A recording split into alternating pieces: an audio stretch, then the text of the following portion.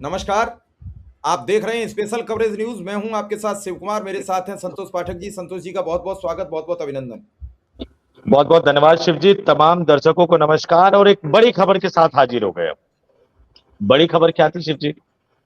साहेब एक टारगेट देके चले गए, विदेश चले गए, अपना घूम घाम के और जो भी मेडल सेडल जो होता है वो ले ला के आ गए। यहाँ आके पता लगा कि भैया टारगेट ही पूरा नहीं हो पाया। अब अगर वो टारगेट पूरा नहीं हो पाता तो 2047 तक कैसे देश को विश्व गुरु बना पाते? अभी नहीं बना पा रहे, 12-13 सालों में नहीं बना पाए, 47 तक बनाएंगे। तब तक पता नहीं हम लोग रहे ना रहे, कह नहीं सकते। तो वो टारगेट पूरा नहीं हो पा रहा।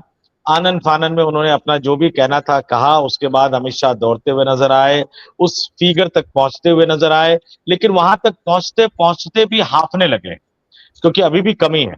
और कमी कितनी है? 29 की कमी है। लेकिन इस बीच एक खेला हो गया शिव। राहुल गांधी के चाणक्य ने दे दिया दगा। राहुल गांधी के चाणक्य ने मार दी पलटी। अब सबकी नजर दो लड़कों की जोड़ी पर लगी हुई है। सबकी नजर वो जो यात्रा करते हुए घूम रहे थे एसआईआर को लेकर बिहार पर, उस जोड़ी पर लगी हुई है। मोदी और शाह की ये जुगलबंदी कहां जाकर रुकेगी? और राहुल गांधी के कौन से चाणक्य ने दे दिया गच्चा? क्या करेंगे अब राहुल गांधी? और क्यों? पासिंग मार्क्स तो आ गए हैं, लेकिन वो डिस्टिंक्शन होता है ना शिव जी, वो डिस्टिंक्शन फर्स्ट डिवीजन नहीं आ पाती। डिस्टिंक्शन तो 75 पे होता है, फर्स्ट डिवीजन के आसपास भी वो पहुंचते हुए नजर नहीं आ रहे हैं। तो ये फर्स्ट डिवीजन, डिस्टिंक्शन, उन सब की लड़ाई, राजनीति का उधेड़ बुन, राहुल गांधी की विफलता, अखिलेश यादव का सबसे बड़ा दाव, मोदी शाह की जुगलबंदी, और कैसे पिछड़ गए इस देश के वो मुख्यमंत्री जो अपने आप को प्रधानमंत्री मानकर चल चुके हैं। ठीक उसी तरह से शिव जी, जैसे नरोत्तम मिश्रा उम्मीदवार मान के चल चुके थे दतिया से, पोस्टर बैनर सब छपवा लिया था और बाकायदा मीटिंग मीटिंग बुला लिया था। मुझे पता नहीं, हो सकता पैसा वैसा भी बांट दिया हो कि यार इतना बूथ तुम देख लेना, ये तुम देख लेना, ये तुम देख लेना, और टिकट नहीं मिला। तो एक बड़ी स्टोरी लेकर हम आए हैं। हमेशा की तरह शुरुआत शिव जी अपने शानदार अंदाज में करेंगे। एक एक करके तथ्यों को हम दर्शकों के सामने रखेंगे, आप जाइएगा नहीं। जाको प्रभु दारुण दुख देई, ताकि मति पैलें हरि लें। आपको याद होगा पिछला लोकसभा का सत्र आनन फानन में बुलाया गया। 2 दिन का 3 दिन का सत्र था और उस सत्र में महिला विधेयक आरक्षण के नाम पर, महिला आरक्षण विधेयक के नाम पर एक लोकसभा सीटों के परिसीमन का विधेयक सरकार को प्रस्तुत करना था। विपक्ष ने ये बात भांप ली और विपक्ष खुलकर मैदान में आ गया और भारतीय जनता पार्टी सामाजिक दायरे में टीवी के जरिए, मीडिया के जरिए ये कहने पर उतारू रही कि हम इस महिला आरक्षण विधेयक को पास कराने लाए, जिसे विपक्ष ने पास नहीं होने दिया। लेकिन उस नैरेटिव को विपक्ष ने ध्वस्त कर दिया और यह साबित कर दिया कि वो कागज में था, सिर्फ वास्तविक नहीं था। वास्तविक नहीं था तो फिर उलझन तो थी, उलझन बन चुकी थी और इसी उलझन के दायरे में सब कुछ फंस चुका था। उसी को पूरा करने के लिए बीजेपी छटपटा रही है। जैसे जल बिन मछली, जल से निकाली हुई मछली जो तड़प होती है, थाने से निकाला गया थानेदार तड़पता है, जिले से हटाया हुआ आईएएस जिलाधिकारी बनने के बाद तड़पता है। ऐसे ही भाजपा तड़प रही है कि अगर परिसीमन का विधेयक पास नहीं करा पाए फिर हम नहीं कुछ कर पाएंगे। आपको बता दें कि सन 84 तक जो इंदिरा गांधी ने कांग्रेस चलाई, अगर उसी लिहाज से राजीव गांधी कांग्रेस को चलाते तो भाजपा पनपती नहीं। राजीव गांधी थोड़े लिबरल हो गए, उसके बाद मिली जुली सरकारें चली। पीवी नरसिम्हा राव का भी झुकाव भाजपा को सुरक्षित रखने में रहा और उसी का नतीजा रहा कि भाजपा फिर सत्ता में आई। और जब मनमोहन सिंह सरकार आई तो भाजपा कांग्रेस के कुछ स्लीपर सेल उस समय जो बहुत भारी थे, सोनिया गांधी के खासम खास लोगों में गिने जाते थे, वो मोदी और शाह के लिए काम करते रहे और भाजपा सुरक्षित बनी रही। वरना कई मौके आए कि जो आज सब हो रहा है उसके लिए उतना भाजपा जिम्मेदार है, देश के गड्ढे में जाने के लिए उतनी ही कांग्रेस भी जिम्मेदार है। मैं बड़ी बेबाकी से बात करता हूं, यहाँ कोई बिना लाग लपेट के, क्योंकि हम लोग छोटी बात जरूर करते हैं, छोटे संस्थान है, लेकिन हम जो करते हैं उस पर सरकार बड़ी गंभीरता से विचार करती है, आधी मन से लेती है। संतोष जी ने भी 3-4 दिन पहले, 2-3 दिन पहले अपने यहाँ भी संतोष पाठक पर भी ऑफिशियल पर एक प्रोग्राम किया, हमारे यहाँ भी किया, और उसका नतीजा निकला कि आज भाजपा सदस्य तोड़ने पर जुटी हुई है।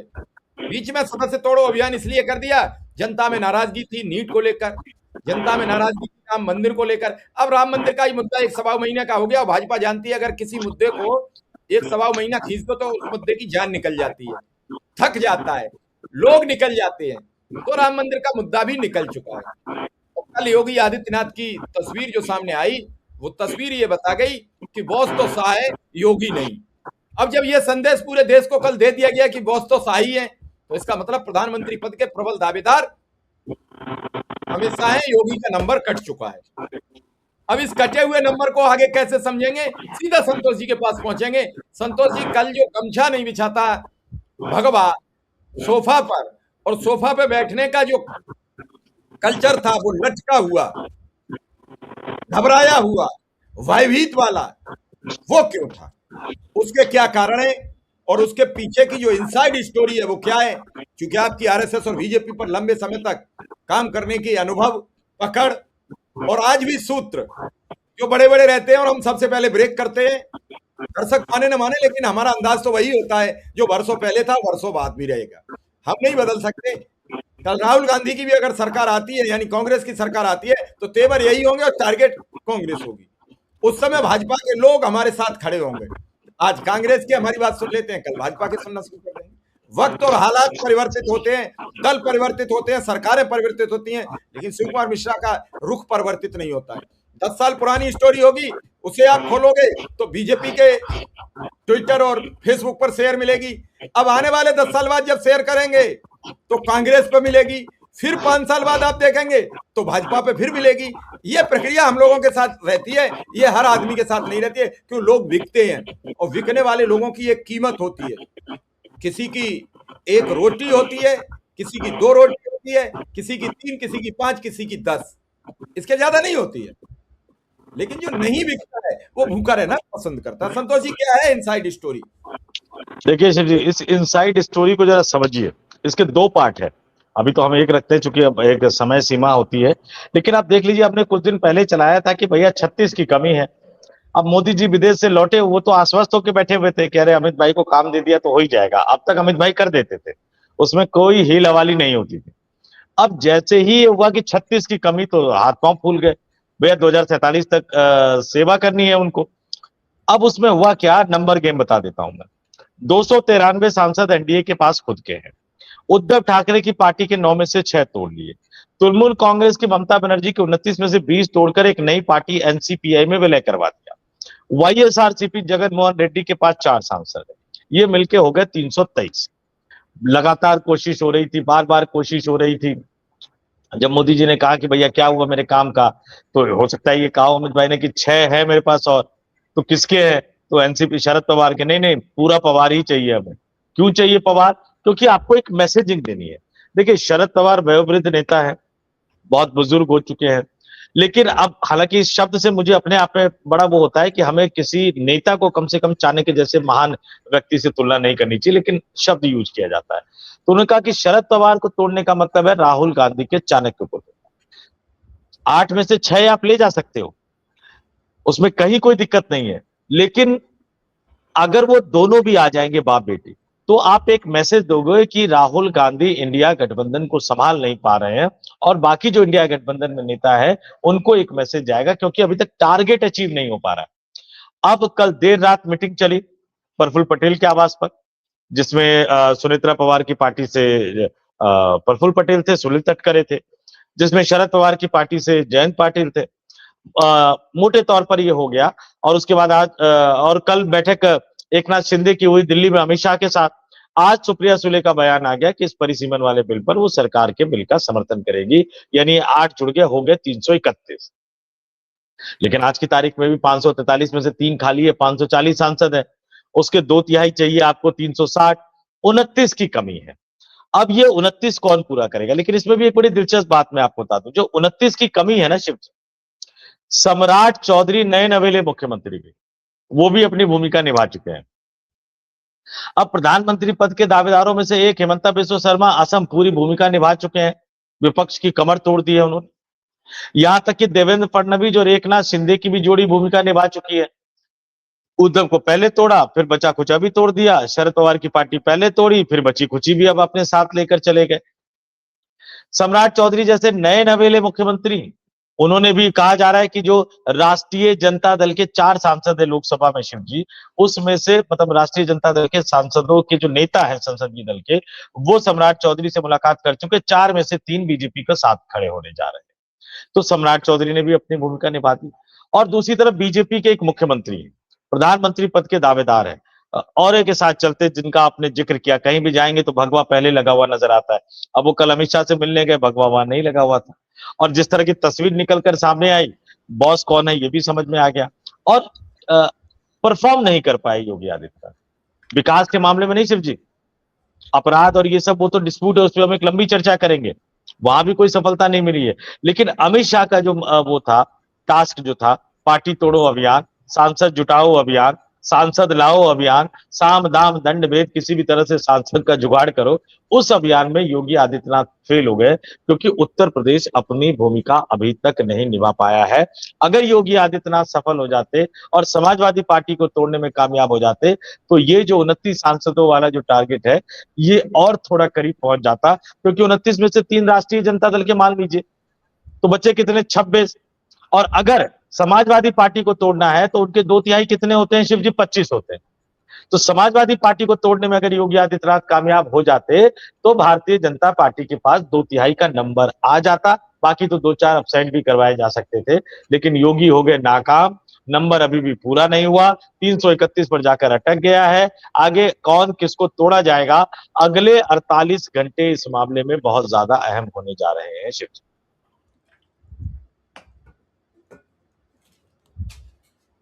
अब अगले अहम घंटा कितने भारी रहेंगे, हल्के रहेंगे, ये एक अलहदा बात है। लेकिन आज एक बात तो समझ में आ गई,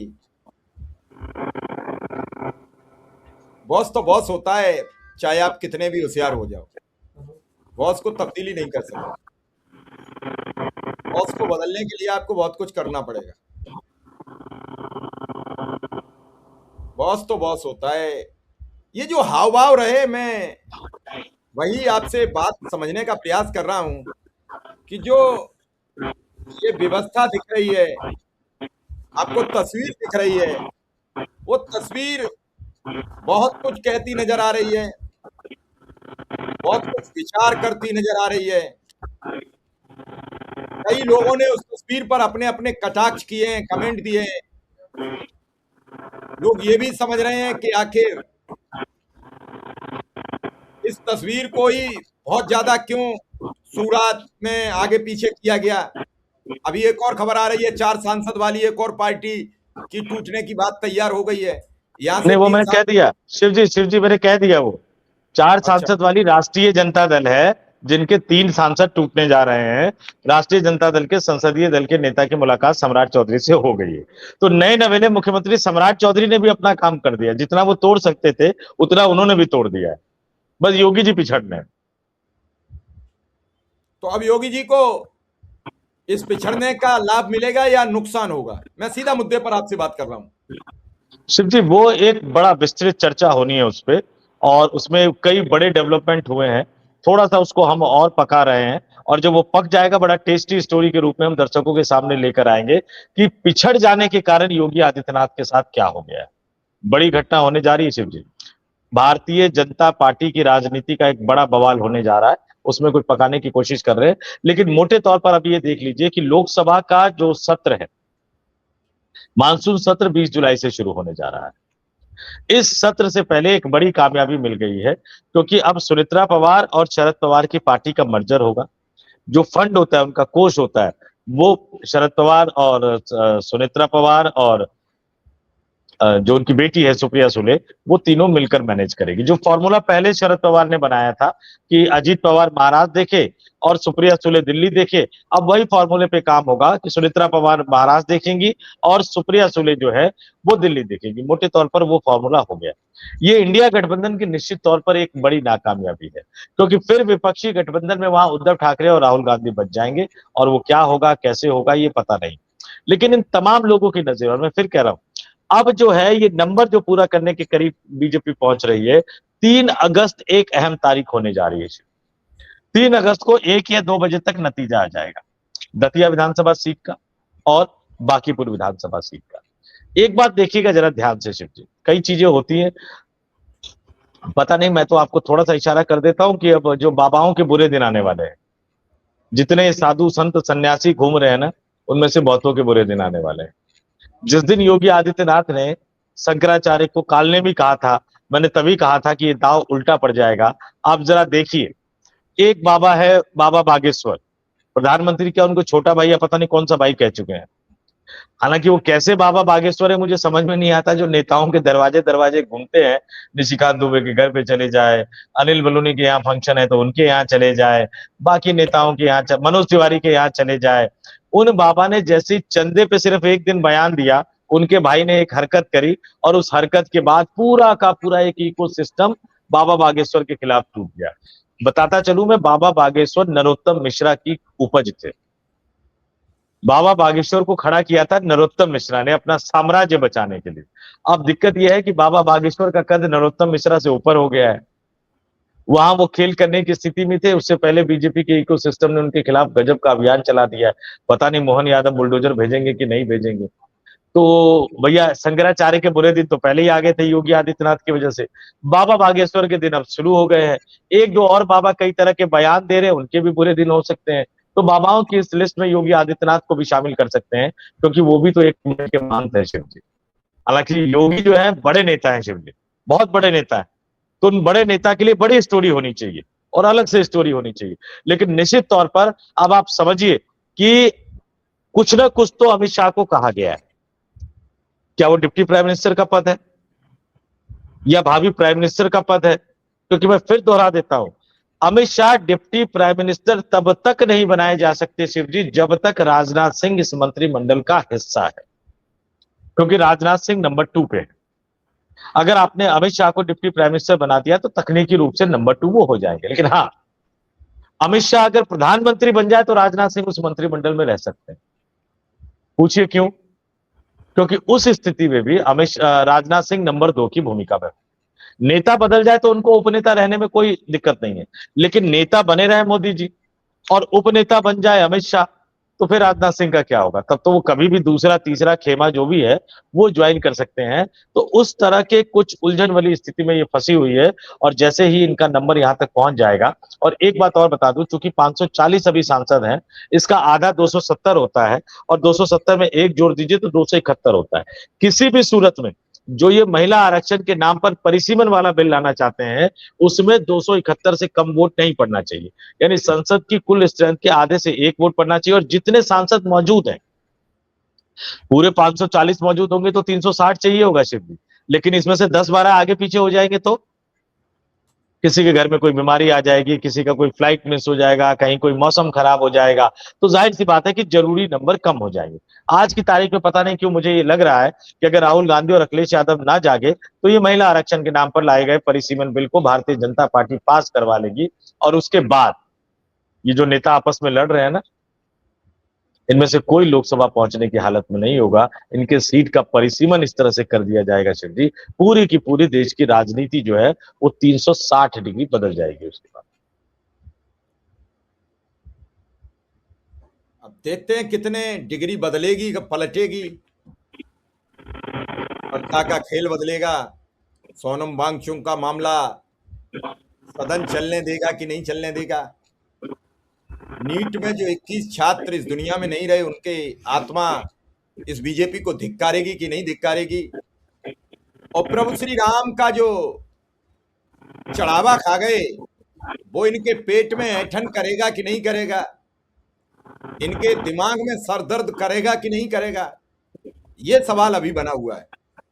फिलहाल तो सबसे बड़ा सवाल यह है संतोष जी, जिस तरीके से धुरंधर पत्रकार एंकर इस पार्टी तोड़ने की बात को बड़ी खुशहाली से लिख रहे हैं, इन्हें शर्म नहीं आ रही कि देश में संविधान तोड़ा जा रहा है, देश में संसद तोड़े जा रहे हैं। संसद टूट नहीं रहे हैं, खरीदा जा रहा है, सांसदों को प्रलोभन दिया जा रहा है, डराया जा रहा है, धमकाया जा रहा है।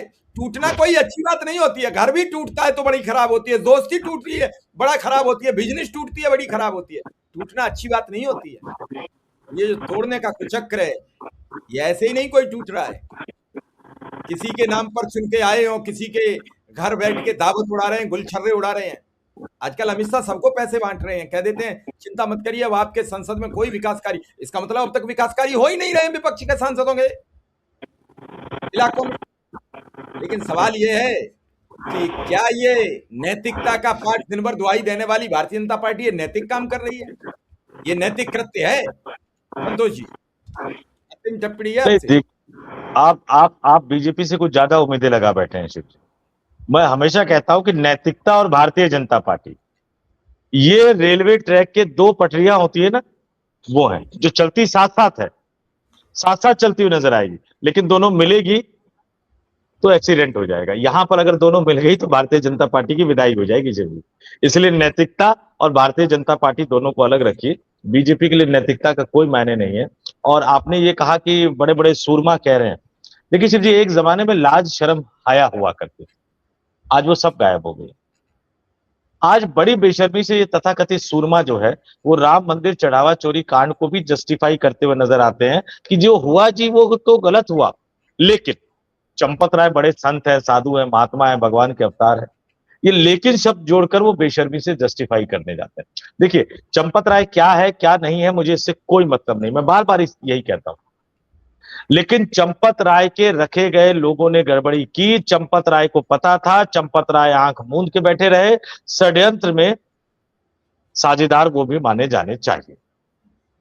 ऐसी ईमानदारी का मैं बार बार ये कहता हूं, लोग कई बार नाराज हो जाते हैं। ऐसी ईमानदारी का हम अचार डालेंगे कि आपके सामने भगवान राम की संपत्ति लुटती रही और आप देखते रहे। क्या करेंगे आपकी उम्मीदवारी का? आप एक कमरे में मत रहिए, आप 4 कमरों का बेडरूम ले लीजिए। 2 धोती काय पहनते हैं आप? 20 धोती खरीद लीजिए, 50 धोती खरीद लीजिए। इतना तो खरीद ही सकते हैं ना आप। थोड़ा सा एसी वैसी भी सब, हालांकि एसी तो लगा है वहां, लेकिन ठीक है, सुख सुविधा और जुटा लीजिए आप, सब कुछ कर लीजिए। उसमें कितना पैसा खर्च होगा शिव जी महीने का? लेकिन कम से कम ये चोरी को तो रोकिए, ये डकैती को तो रोकिए। नृपेंद्र मिश्रा तो कह रहे हैं डकैती है, आप इसको रोकोगे नहीं और लोग आपकी सादगी को जस्टिफाई करते हुए नजर आएंगे। सादा जीवन उच्च विचार कभी और हुआ करता था, सादगी का मतलब ईमानदारी नहीं है। तो ये बताइए, कल इतना योगी को अपमानित क्यों किया अमित शाह ने? टारगेट पूरा नहीं किया उन्होंने। कहां है तो क्या सांसद? इतना इतना अपमानित करोगे? अब पूरे देश में मजाक उड़ रही है। नहीं नहीं, कहां है सांसद? देखिए, बड़ा सिंपल सा है कि सबको दे दी गई थी टोकरी, भर के लाओ, लोग पहुंच रहे हैं, लोग लेकर जा रहे हैं। सम्राट चौधरी ने तो अपनी पुरानी वाली पार्टी तोड़ दी, शिवजी राष्ट्रीय जनता दल, जहां से करियर शुरू हुआ था। उसी राष्ट्रीय जनता दल की सरकार में मंत्री बने थे उम्र छुपा के, राज्यपाल ने बर्खास्त कर दिया था, बीजेपी के राज्यपाल ने। उस पार्टी को तोड़ के लिया है वो। और योगी उस पार्टी को नहीं तोड़ पा रहे जिस पार्टी से उनका कोई लेना देना नहीं है, समाजवादी पार्टी, जिनको कभी मुसलमानों की पार्टी, कभी अरे कब्रिस्तान। अब आप ये कहोगे उन्होंने शिवपाल को चच्चू कह दिया तब भी नहीं तोड़ पाए, तो क्या करें? नहीं, एक ऐसे नहीं संत टूटेगा शिव जी, ने एक ऐसे संत नहीं। ने एक व्यक्ति को चच्चू बना लिया और चच्चू बनाने के बाद भी नहीं तोड़ पाए। हम तो उस दिन के लिए विचार कर रहे हैं जब योगी आदित्यनाथ शिव जी, मुख्यमंत्री नहीं। शिव जी, शिव मैं जी, बड़ी गंभीर बात सुन नहीं, लीजिए। एक लाइन, सिर्फ एक लाइन। शिवपाल सिंह यादव की जहां तक बात है, दूध का जला छाछ को भी फूक फूक कर पीता है। एक बार पार्टी से अलग होकर देख चुके हैं कि Bharatiya Janata party use and throw किस तरह से करती है। और उसी यादव परिवार की एक और महिला, अभी महिला है वो, अपर्णा यादव, उनके पति की दुखद मृत्यु हुई है। अपर्णा यादव को भी ये समझ में आ रहा है, और मैं आपको आज बता देता हूं, हो सकता है 1-2 महीने में वापस वो बैक टू पेविलियन चली जाए, वो समाजवादी पार्टी में चली जाए। अब अपनी मैं तो बातों बड़ी पर। गंभीर मैं तो बड़ी गंभीर बात आपसे ये कह रहा हूं। योगी आदित्यनाथ ने उत्तर प्रदेश में अपने लिए इतने कांटे बो लिए हैं कि वो जिस रोड से निकलेंगे उसी रोड पर उनकी गाड़ी पंचर हो जाएगी। सत्ता आपके पास बनी रही, ये कोई गारंटी नहीं है किसी चीज का। योगी से भाजपा भी खुश नहीं, योगी से भाजपा समर्थक खुश नहीं, योगी से अधिकारी खुश नहीं। कुछ चंद अधिकारी हैं 4-5 जो दिन भर गुमराह करते रहते हैं, टीवी पर उन्हें एक अच्छे प्रदेश की तस्वीर दिखाते रहते हैं। उनके भी सिर्फ 1.5 साल बचे हैं, सबके 1.5 साल में सबका बिस्तर बन जाएगा। कल इंटरनल खबर यह है कि डीजीपी ने हाथ खड़े कर दिए और डीजीपी ने कह दिया मुझे हटा दो और मुझे भेज दो केंद्र की, मैं केंद्र में करूंगा, मैं नहीं करूंगा यहाँ। अगर वो कल हट जाते हैं तो जैसे मुकुल गोयल के बाद 3 साल तक उत्तर प्रदेश को नियमित डीजीपी नहीं मिला, ऐसा ही फिर नहीं मिलेगा, क्योंकि इनका 3 साल का कार्यकाल है। सरकार बुरी तरीके से फंसी हुई है, भीतर से बाहर तक उबाल है। केंद्र वालों को अपना हिस्सा चाहिए, राज्य वालों को अपना चाहिए, ये फला जगह जाना है, ये फला जगह जाना है। जनता का खुलेआम चूसा जा रहा है। कर्मचारियों के लिए तनख्वाह के लिए पैसे नहीं है। योगी आदित्यनाथ रोज क्यों हवाई जहाज से पूरे प्रदेश में उड़ते हैं? क्या जरूरत है रोज? अरे एक जगह चले जाओ, वहां से घोषणा कर दो, लखनऊ बैठ के कर दो, कौन रोक रहा है आपको? जरूरी है उस प्रदेश में जाएं, फिर गाय पर बोलें, फिर गौ हत्या पर बोलें, फिर राम मंदिर पर बोलें, फिर अब्दुल की चूड़ी टाइट करें, ताकि बाकी हिंदू भयभीत होकर हमें वोट करें? क्या जरूरी है? 75 जिले हैं, 75 रोज तुम हवाई जहाज में रहते हो। इस राज्य की जनता का पैसा खर्च होता है। अब तक इतने घूमने वाला पूरे विश्व में कोई ना तो मुख्यमंत्री है और ना इस देश के प्रधानमंत्री की तरह कोई प्रधानमंत्री है। कहां से आ रहा है पैसा? इस देश के लोग खुश हैं, अब्दुल की चूड़ी टाइट कर दी है, हमारा प्रधानमंत्री देश में, विश्व में। क्या है? इतना भारत का अपमान तो विश्व में कभी हुआ नहीं जितना इन 12 वर्ष में हुआ है। कभी अपमानित नहीं हुआ। छोटे छोटे पत्रकारों के सामने दुम दमाकर प्रधानमंत्री भागता है। क्या हैसियत बना दी है देश की? कहां खड़ा कर दिया है भारत? विश्व का सबसे बड़ी जनसंख्या का देश का प्रतिनिधित्व करने वाला प्रधानमंत्री बिल्कुल डरपोक, भयभीत रहता है 24 घंटे। मीडिया के सामने आने से डरता है। और उस दिन तो विदेश सचिव ने यह साबित कर दिया, इस देश में अनपढ़ और गंवार लोग हैं, इसलिए प्रधानमंत्री प्रेस कॉन्फ्रेंस नहीं करते हैं। हम तो आए, चलो विरोध करता है, लेकिन जो दिन भर ये पांव चाटने वाली एंकर नहीं क्या करेंगे? ये भी तो अनपढ़ गंवार निकले। ये दिन भर पूजा करते हैं, वाह मोदी वाह मोदी। अरे हम सवाल करते हैं, हम अनपढ़ गंवार हैं तो अलग बात है, लेकिन ये पूजा करने वाले गालियां खा रहे हैं, ये क्यों खा रहे हैं? तो फिर आपसे एक बात कह रहा हूं कि अगर अमित शाह, नरेंद्र मोदी शाम को पांव में जहर लगा के सो जाएं, सैकड़ों की तादाद में उसमें पत्रकार मरे मिलेंगे। इतनी चाटना क्या जरूरी है? इस देश की जनता, आपको पत्रकारिता में सिखाया गया था सवाल करना, और आप तो दुम दबा लिए। उनने 1 फीट दबाई है, तुमने 6 फीट दबा लिए। क्या करोगे? पूरा सिस्टम कोलैप्स हो जाएगा। इस समय अगर देश को सत्ता बदल भी जाए तो दूसरी सत्ता देश नहीं चला सकती है। शिव जी, ये तो 25 लाख करोड़ रुपया कर्ज छोड़ा गया था देश में 2014 में। 2,32,000, मतलब कहां पहुंचा? चौगुना। जो 40,000 पर हेड कर्ज था वो 1,60,000 पर पहुंच गया। देश विकास कर रहा है। एक व्यक्ति पर 1 रुपया कर्ज था, उसने उसमें से देना नहीं उचित समझा, वो 4 रुपया और कर्ज ले आया और देश के लोगों से कहता देखो हमने इसकी अर्थव्यवस्था सुधार दी, अर्थव्यवस्था सुधार दी। 4 रुपया कर्ज के लाके हमसे कह रहे हैं हम रईस हैं बारे बार। अरे इन देश के लोगों को मूर्ख बनाओ, हमें थोड़े बना लोग। हम रोज पढ़ते हैं और सुनते हैं, वही जनता को बताने का प्रयास करते हैं। संतोष शिव जी, आपने जो कहा ना कि मोदी और शाह के चरण और सुबह इतने सारे बयानियां जो है, उसमें आप लखनऊ को भी जोड़ लीजिए। लखनऊ के पत्रकार भी सरेंडर कर चुके हैं, 1-2।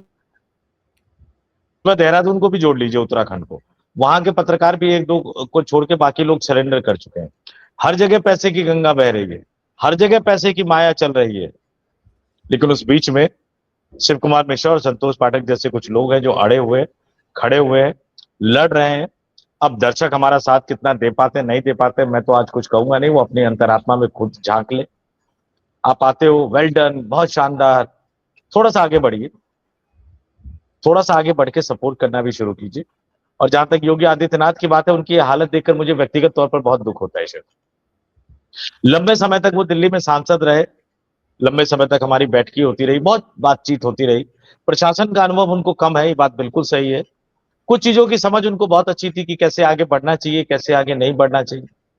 और एक मैं उनको कहता था कि महाराज जी, आप बन जाओगे तो फिर उसी कोठरी में चले जाओगे, जैसे अटल जी कहते हैं सरकारें सरकार होती है। बिल्कुल सही बात है।